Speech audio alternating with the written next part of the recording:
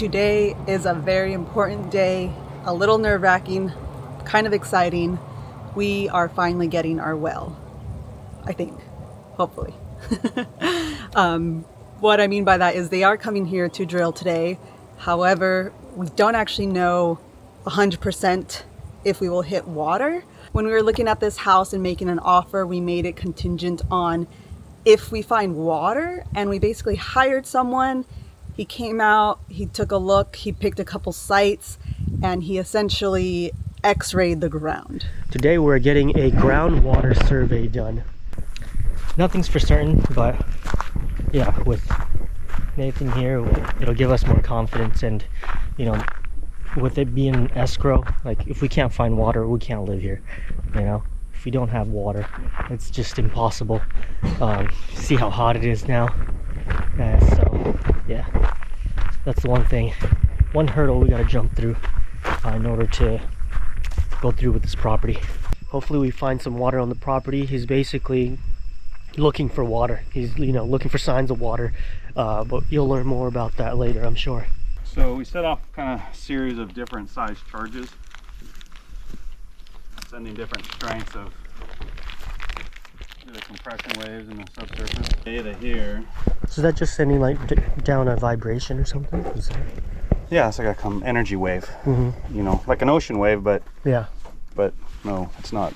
The way the energy waves move in the ocean, the water, mm-hmm. right? So yeah. the wind energy. So same kind of idea that the explosives create that energy wave, and it's just traveling through the rock, but it has energy. Yeah. Like the energy that moves the ocean. So this is the depth in meters. So this red line is 100 meters, so that's 300 feet roughly. Yeah. So it's quite deep, so you can see the data.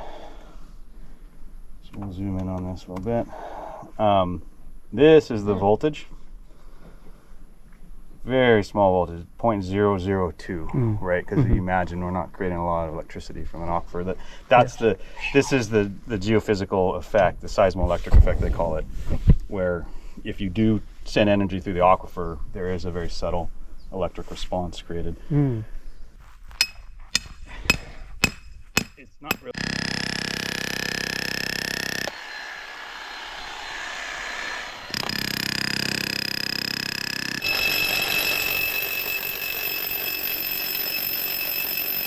Oh yeah, so these are just exactly like shotgun shells, huh? Yeah, they're just black powder blanks. Mm. So this one is 100 grams of powder. Mm-hmm. So they're shallow. This one has 150 grams, which is our deep. This one has 200 grams, which is a max load, which we use like on volcanic settings. It's more suitable. And then this is our shallow, 75 grams. Sometimes you get exaggerated data. The energy charge is just too high, and so the data is kind of out of spec. Yeah. And so we'll use these little baby charges. Which one are you using now? So the standard is too shallow, too deep. Oh, okay. And these are like variations for, you know, settings that are more unique. Or making adjustments. So this is the safety plate. Okay. Right, because you put weight on it. Yeah. It locks it in, so your weight, you let it jump up. And then you have underneath that's the blast plate, just a piece of rubber to keep the rocks and material from shooting up. Oh yeah. And then what's the trigger? Triggers here. This is spring loaded. So you pull this. That's the firing pin. Just goes straight down, hits the charge. Yeah. And simultaneously, this is a magnetic switch. So this magnet here and this magnetic switch, when the firing pin hits the charge, the magnetic switch triggers this and signals the computer to collect data from the array. So it's like a simultaneous open circuit switch and charge. But this one's a little bit dangerous. Yeah. Just because of how much it jumped. Yeah, let's see it. Oh, that's good. Hopefully I got that. hold my hand on that Mm-hmm. magnetic switch and make sure it goes down in the right, because if it comes down over here, you miss it. Oh. So I like to keep my hand there on that, but that first one, it kicked so hard it actually Yeah. hurt a little bit. I heard the manufacturer told me once that someone broke their wrist. It's kind of hard to imagine, but Because this entire property is basically on a hill, kind of like this, all the way down at the road. But yeah, the entire thing is a hillside, and the well drillers, they need a flat surface, or at least level enough surface to be able to dig a wide enough space for their truck to fit. It's like a massive truck, and it needs to be like away from septic, and it needs to be all these things, right? Away from the, I don't know, whatever potentially that's underground. That's why we're having a bit of a challenge, and Nathan was checking this spot here. It wasn't a good spot because it was too rocky, since this is sort of what do you call it, they just shaved this cliffside off, or the hillside, and this, it's just under right here, it's just completely rock. All right guys, well I actually started without recording because that camera was running low on battery, or actually memory space, but I started flattening out my area right here. It's hard to tell on the GoPro, but this, where the excavator is right now, it was kind of like a pretty big hump there, and it drops down kind of like a bowl, and so I have to kind of flatten this entire space, make it level. Right now it's sloped like this, so I just gotta fill in a bit there, take away a little bit there, fill it in this side. Shouldn't be too hard. So let's get on the excavator. I've been getting a little bit of practice in already, so getting the hang of it now.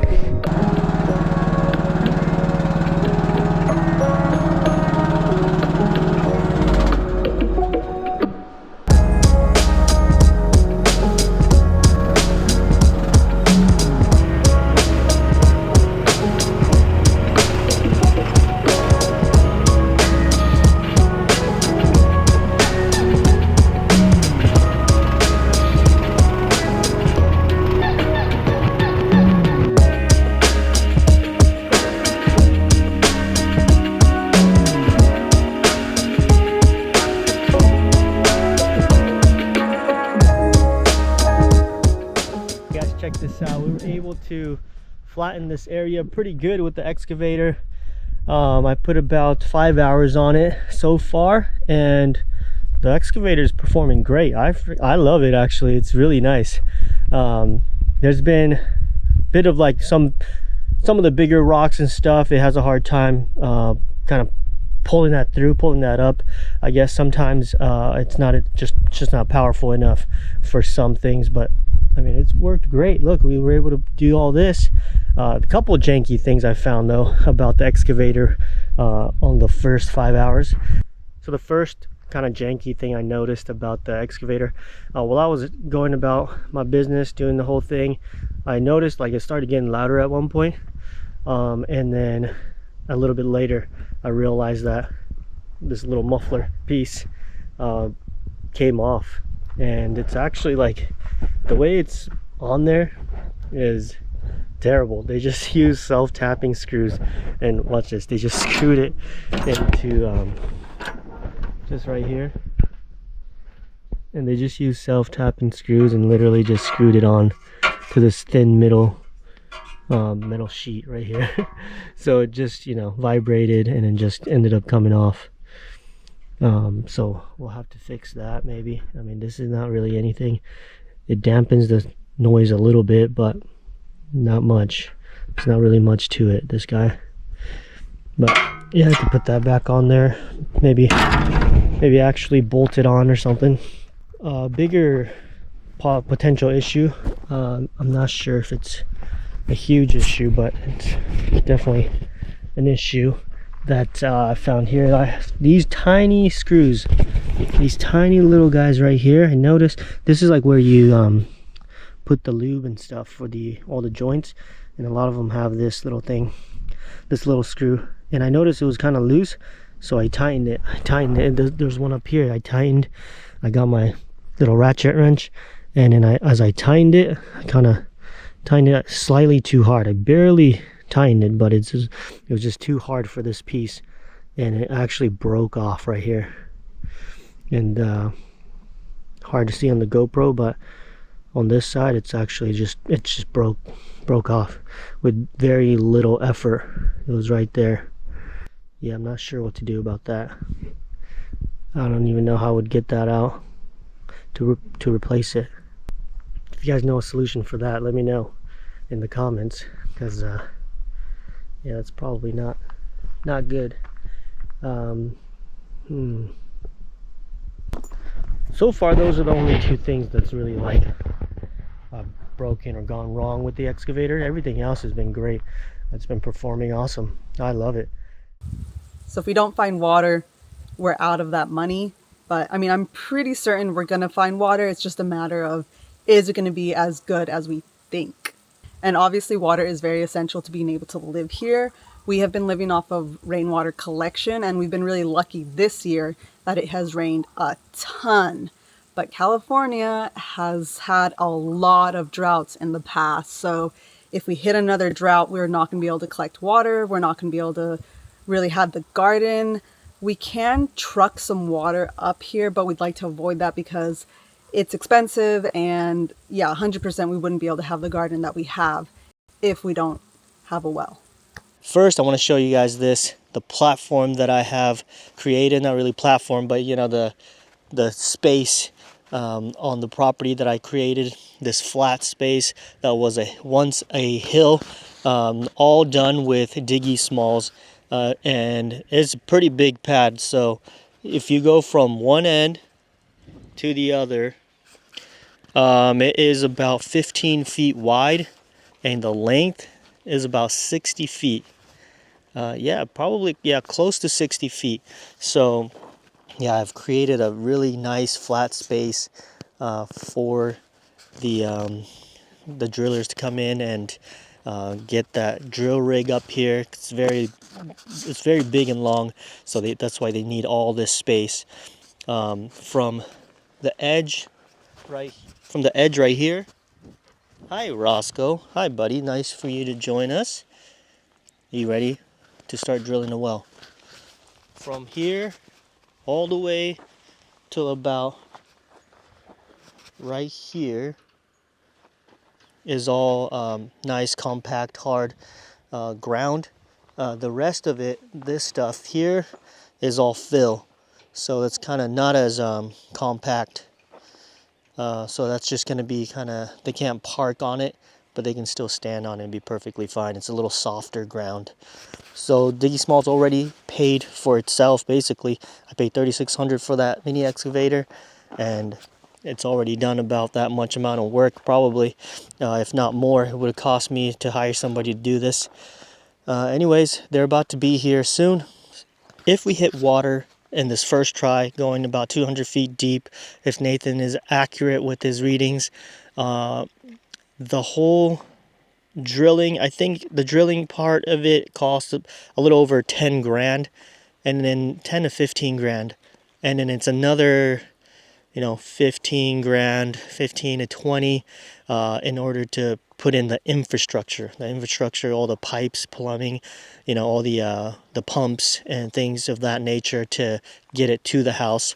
So the drilling is only half of it, half the cost, and then the next half is the infrastructure. And the total overall, they estimate about 30 to 40 grand, and that's only if you hit water. There's a lot of chances that you don't hit water, because they say it's never for sure. It's kind of like fishing. You're never for sure that you're going to get one. So we're not sure that we're going to get a well, we're going to hit water, but we are hoping we do with the technology and with that extra effort. And our area, unfortunately, is known to have really dry wells.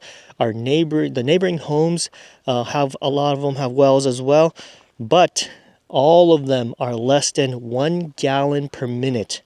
Less than 1 gallon. Most of them are like a quarter gallon per minute or half a gallon per minute, and not much any more than that. So it's kind of crazy. So we're in an unfortunate location in terms of wells.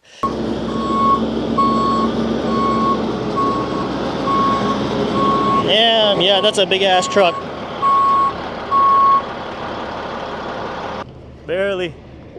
Oh shit. Oh my gosh. It's like right on that edge, dude. That's crazy. Oh, get in there. Get in there. Oh my gosh. Ooh, look at that. Right on that. Right on that tree. So close, dude.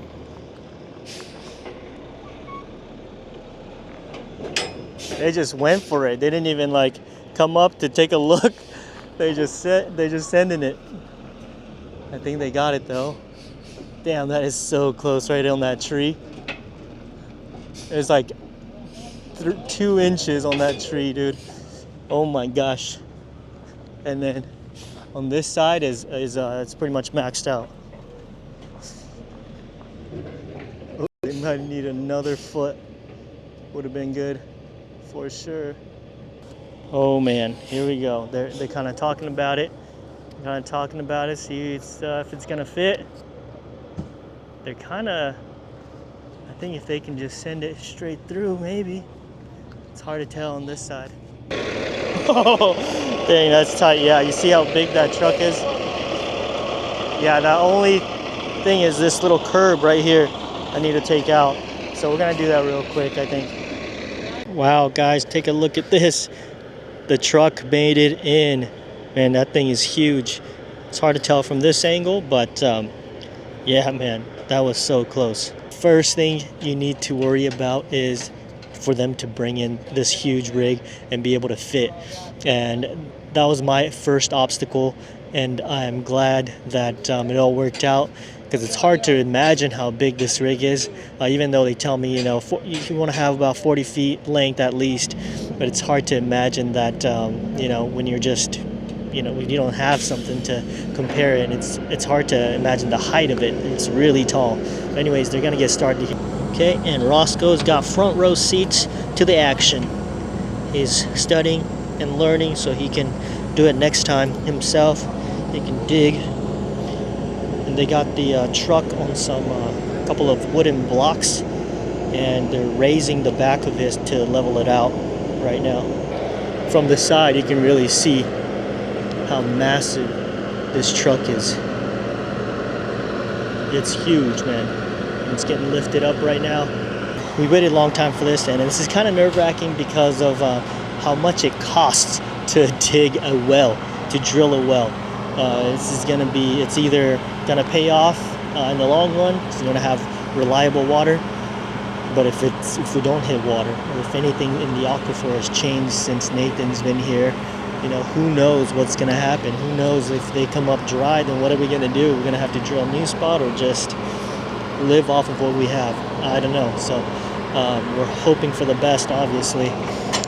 Let's see what happens, man. I'm really stoked for them to start. They're not going to finish today, so it's going to be a multi-day thing.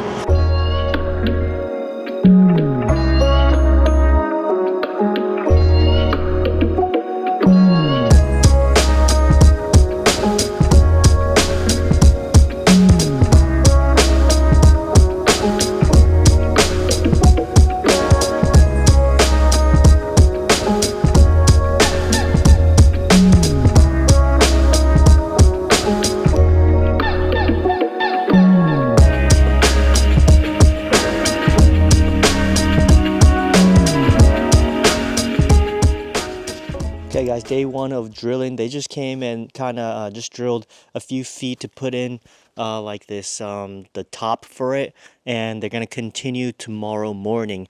I was looking at the prices for the well again, and just to double check, and actually for a 200-foot well, they estimate about $18,000 to $21,000 just to drill it. That's without any of the infrastructure. So that's what's going to cost us, right about there. Hopefully a little shallower, but it's probably going to be 200 feet. Hope it's worth the money, man. It's honestly, that's a lot of money. And it's once they drill it, that's it, you know. You're paying no matter what, if they hit water or not. That's the scary part. They're not going to drill an extra one just because they didn't hit water. It's no matter what, you pick the spot, you tell them 200 feet or however deep, and that's what it's gonna cost you. So yeah, that's kind of scary. So I hope they hit water. You know, Nathan said 160 it should start, and they usually drill like a little bit deeper to, you know, be sure that they're in the aquifer. So they're probably gonna go down 200 either way, or even deeper. Hopefully not too much deeper, please.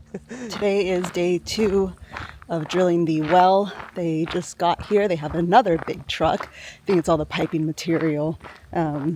Today we actually need to go into town and get Roscoe some food because his was never delivered. Yeah, we'll see how much we record today because Roscoe's food is a little more important. That was really good timing. You came back from the walk just as they got here. Right in time. Roscoe's feeling a little wild today. Leave it. Brought in a water truck. There's got a big water tank in the back there and all the pipes that are going in, and they're gonna drill. And as they drill, they use water, I think, as you know, as a lubricant or what have you. And yeah, day 2. See how far we get today, but they're saying, well, they'll probably be here the rest of the week. Hopefully you guys can hear me, but here we go. It is day 3, and today is the day that we will be hitting water. Hopefully. We're gonna need some luck, so keep your fingers crossed.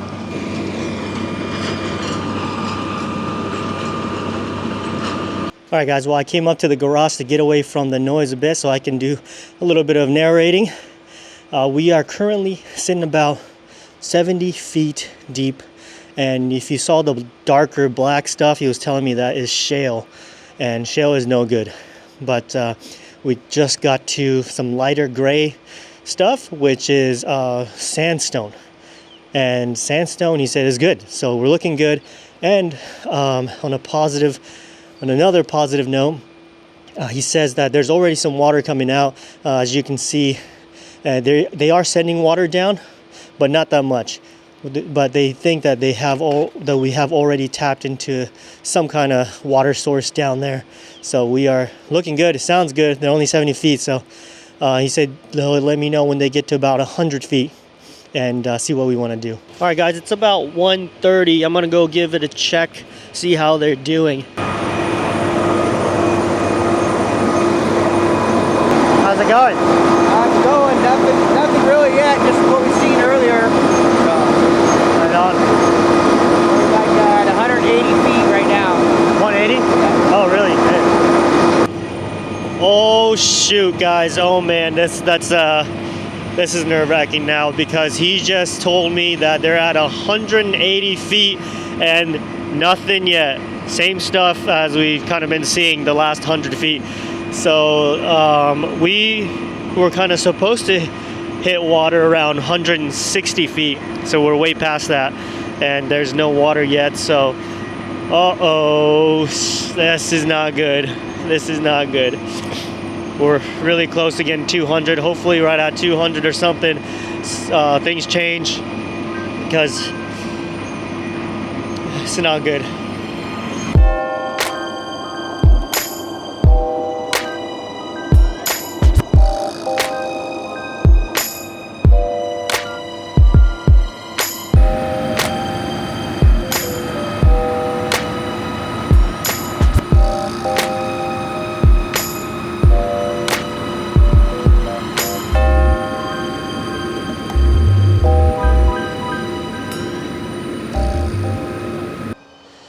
Whew. Well, guys, what you just saw was them doing a test of gallons per minute. You saw them kind of putting it into that jug and one guy timing it. And we're at 200 feet now, and it's not looking good. That was less than quarter gallon per minute. Less than a quarter gallon. So by 200 feet, the estimate that Nathan had was, 10 to 15 gallons per minute. So we are way off. And yeah, we're pretty much hitting an aquifer at all. He thinks that that water coming out is what we saw around 25 feet deep, when pretty much like a little shallow water, from all the rain collecting throughout the winter. There's like a little bit of a seasonal kind of, aquifer down there, just shallow. And yeah, that's pretty much what he thinks we're seeing. Nothing coming from deep. And the indication for that was that it was kind of steaming the water. He said if it was coming from deep, it would be really cold, and it wouldn't have that steam. So that's why he said he thinks that's just that shallow aquifer that's coming up. Oh man, this is stressful. So now our decision is to go a little bit deeper, or you can call it quits, but might as well. They're already down to 200, so might as well go a little bit deeper to 240. He said that it could be the sounders, usually can be off 20%. So yeah, we're gonna go down to 240, and they're gonna do that. So we will see. We shall see if we hit water between 200 and 240. This is kind of scary. You know what? But that 1/4 gallon per minute, it's consistent with our neighboring wells. As we mentioned before, this area specifically is known to have pretty bad wells. The property that's actually across the street from us, and not even 100 yards away, they dug 3 wells, all came up dry. I don't know when those were dug, but in the records, that's what it shows. So yeah, that first off, that was not a good sign. But when we did the test with Nathan, he had some positive results. So we're like, okay, good. Maybe we're right over one, luckily.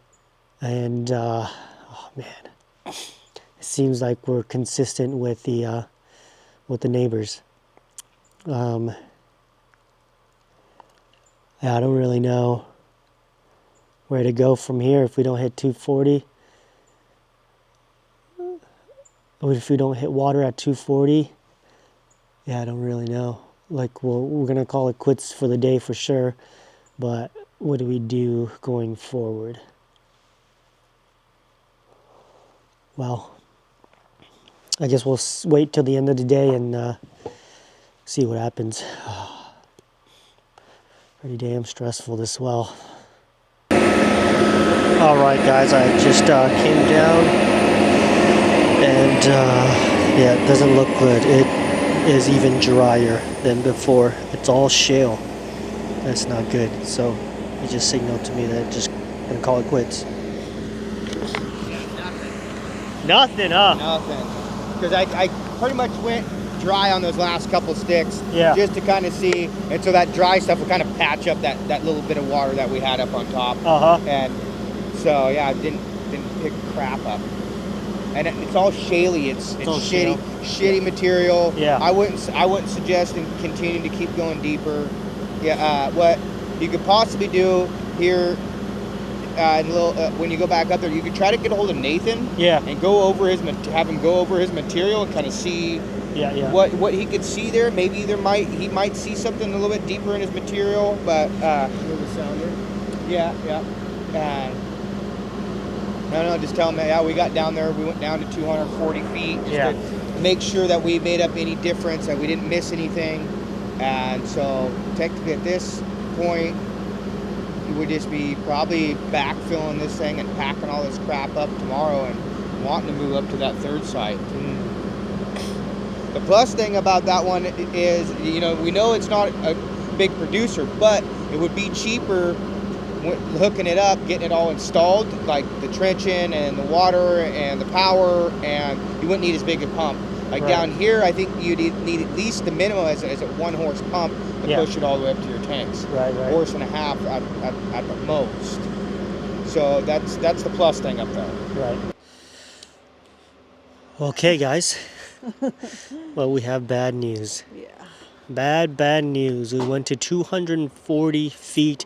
I don't know if you heard him telling me what to do next, but basically 240 feet and it's completely dry. It's all shale kind of stuff that's coming up, and that's apparently that's not what you want when you're drilling a well. Yeah, apparently, you don't want that shale coming up when you're digging a well. You want more sandstone stuff. I don't know the exact geography for that, but or geology. We now have to make a decision to do a second well and hope the outcome is better. So when we had the sounder done from Nathan, one of the other spots that he checked was up behind me there. We have this woodshed, and he sounded that spot, and that had decent results. Different results than at the bottom, not as good as down at the bottom where we were digging today, but decent results there. And the good thing about that spot is that it's close to the house. So the infrastructure, the plumbing and all that kind of stuff would be, it would cost less. The reason why we did it down there, because we had much better results, the findings, but we turned out to be maybe false findings. And yeah, so they do have a dry well fee, so it's not as much as an actual well, because they don't have to use as much material to hold it up and stuff. Yeah, they just So have to fill it up now. they're basically just going to backfill, just fill it back up, and that's it. So what we could do, and what we will likely do next, is try spot number 2, which is down at the shed, and try again. I think that was supposed to be around the same depth as well, around 200 feet, according to Nathan's findings. But yeah, maybe I'm gonna give him a call and let him know we turned up dry. So we need water, so gotta try again, or else realistically we can't really. I mean, we can live here, but we can't have a garden. We can't really have people over. Can't have a jacuzzi. Yeah, that too. We were gonna have a hot tub. Can't have a pond. Yeah. Can't have all the water stuff. Yeah, and if we have a drought, then, well, we really can't live here, or we have to pay a lot of money to truck water in. And I think I looked into that price, and how much did I say it was? Like $7,000. Something like that. $7,000, yeah, for the whole year. No, it was more than that. Yeah. Yeah, it was a lot of money, and that's only for 2 people. So if we ever have people over, which we've had people over every week, so it's would need to do a whole different lifestyle if we actually lived here without water. Wouldn't be the homestead we were imagining. So yeah, I think our decision is that we're gonna try again and go for it. Yeah, that one is gonna cost us Like 8 close grand? to, yeah, maybe. I mean, I don't know the exact price. They said probably about $30 a foot, but they didn't have the they didn't know off the top of their head. But it's probably going to be, I mean, getting up to close to $10,000 for that dry well. So just burn that money and start all over. Yeah. I mean, if this one doesn't produce, at least there's still the campground, which we actually didn't know about when Nathan came by. So it's possible that there is a good source of water down there. I don't think so, because that's right between us and the across the street wells. And they had drilled 3 of them that were dry. Yeah. So I don't think it's going to be much different at the campground, because it's kind of similar area. Yeah. But up here it could be different. Yeah, hopefully, or else, yeah, this is our only possibility, I think, up here, right? There's not a whole lot of other spots. Not many spots. Not many other spots, because yeah, we're on a hill, and they need to get that truck into somewhere flat and be able to drill. And yeah, not many other spots available, unless they try to go all the way up the hill, which I don't know if that's possible with that truck, but Yeah, I don't think so. So hopefully this spot has it. Hopefully. I really thought there would be water down there. I thought too. I was 80%. optimistic. I was kind of like, oh, this is gonna be easy. This is gonna be fun. We're gonna see water. It's gonna be exciting. But it never happened. It never came up. But you know what? That's the reality of drilling a well. It's never 100%. Even if you do the soundings, it's never 100% until you drill it. Until you really get down there and, find out, as we did. well, that's gonna be it for today. Sorry to end on such a sad note, but yeah, that's the end of the video. This, Bit of a bummer. But we will continue pushing forward, and hopefully next time we can find water. Yes. If not, we'll just be living off of the rainwater. Maybe give us some more tanks. At least Luckily, we are full at the moment. At least we are still spending less than that original quote from that company. A different company, I think they quoted us like 60. 90 grand. Oh, 90. For the whole Starting thing. 90? Or, oh, okay.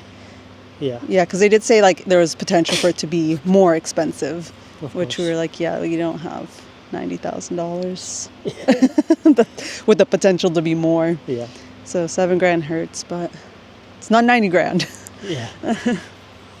Okay, guys. Well, thanks for watching, and I hope you learned some fun stuff on this video. But if you're drilling a well, good luck to you, my friend.